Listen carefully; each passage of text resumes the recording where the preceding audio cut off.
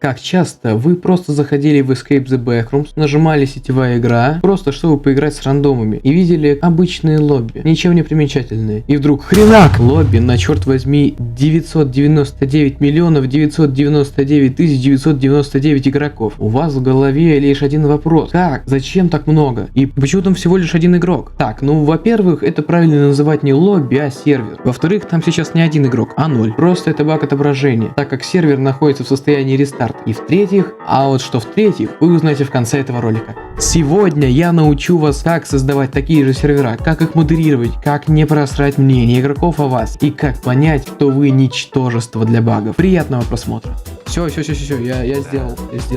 Там что, зашел и вышел? Отлично. How do you do that? Ну это моя кура. Сейчас Ответь. Самый первый и, скорее всего, единственное, для чего вы кликнули на это видео, это то, как создать такие же сервера. Вероятно. Но не стоит забывать, что мало создать, нужно еще и уметь управлять, чтобы не прослыть полным идиотом в сфере хостинга и т.б. Так что советую дослушать до конца. Если кратко, то я использую только sysmenu 2 и меню с непроизносимым названием NRDUM. Все, что вам нужно знать о них, это то, что они относятся к категории Logic Mod, а также, что sysmenu открывается на английскую кнопку R, а открывается на F2. Как их установить? Хз. Ладно, на самом деле мне лень копаться в этом снова, так что ссылка на Discord со всеми модами и инструкциями, откуда я это все и скачал, уже в описании. Надеюсь, меня не прибьют владельцы этого сервера. Обслуживание игроков. Надеюсь, вы понимаете, что если клиент присоединится к серверу, и его тут же съесть какая-нибудь КЖТ-взялка, он будет не то чтобы рад и просто ливнет. Клиент, хоть в нашем случае не всегда прав, но права он хоть какие-то иметь должен. То есть даже если вы условно посадили игрока в клетку ради забавы, то не забудьте его потом освободить, а то он обидится. Но что именно вы должны делать, чтобы игроки были довольны? Вот несколько тезисов. Не обижайте игроков. Они не виноваты, что власть только у вас. Не делайте игру непроходимой, но и чрезмерный имбой тоже не стоит. Не затягивайте на одной локации. В игре много карт. Игроки хотят побывать на всех. Придумывайте интересные и не затянутые развлечения, чтобы игроки не заскучали. Например, паркур. Поскольку вы собираетесь хостить на огромное количество клиентов, выдайте всем миндальную воду или любую еду, чтобы все в первую же минуту не сдохли от рассудка. Да и в принципе, будьте вежливы и помогайте игрокам. Как работать с сервером? Для начала усвойте, игра не дает возможности заходить более 16 игрокам одновременно на сервер. Все большие цифры, что вы видите, это лишь кликбейт, который заманивает игроков присоединиться. Да, бывают исключения, например, когда на сервер зашли 18 игроков.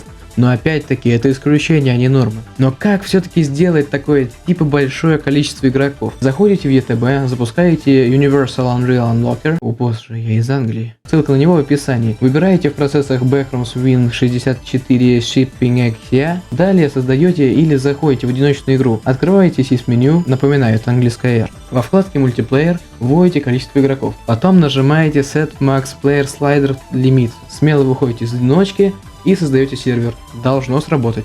Как сделать так называемый rejoinable сервер? Для удобства я буду называть такой сервер многоразовым. Итак, многоразовый сервер — это такой сервер, на который можно зайти в любой момент игры, независимо от того, началась сессия или нет. Игроки присоединяются напрямую в игру, минуя лобби. Чтобы его создать, в лобби игры, не нажимая кнопку старт, откройте sysmenu, или же то самое меню, название которого это гребаная аббревиатура, и выберите уровень. Таким образом, вы обманете игру. Она будет думать, что вы еще не начали, и будет пускать игроков. Надеемся всем комьюнити, что это не пофиксит. Как назвать свой сервер? Очень просто. Заходите в редактор профиля Steam и изменяете свое имя профиля на то, как будет называться ваш сервер. Не забывайте, что максимальное количество символов в имени профиля 32, а писать можно только на латинице. А также не забудьте, зайдя на сервер, изменить свой ник обратно через sysmenu во вкладке Other. Теперь я обучу вас парочке хитростей с этими двумя меню. В принципе, вы можете и сами просто поэкспериментировать в одиночке, но все-таки кое-что надо бы вам знать. Откройте sysmenu, нажмите английскую T, чтобы выделить объект. Скорее всего, он у вас исчезнет, но это будете видеть только вы. А дальше попробуйте поиграться с размерами и координатами. Через меню с непроизносимым названием вы можете во вкладке Player изменять всем скорость, координаты, размер, телепортировать и еще много всего. Также не забывайте, что чтобы через любое меню заспавнить объект, вы сначала должны создать спавнер, потом выбрать объект его количеством и нажать спавн. А дальше изучайте сами. И еще, если вы все-таки собрались хостить, будьте готовы ко встрече с не самыми адекватными клиентами. а может и очень приставучими, модерированию чата, читерам, крашем сервера, постоянным перезапуском и еще куча проблем.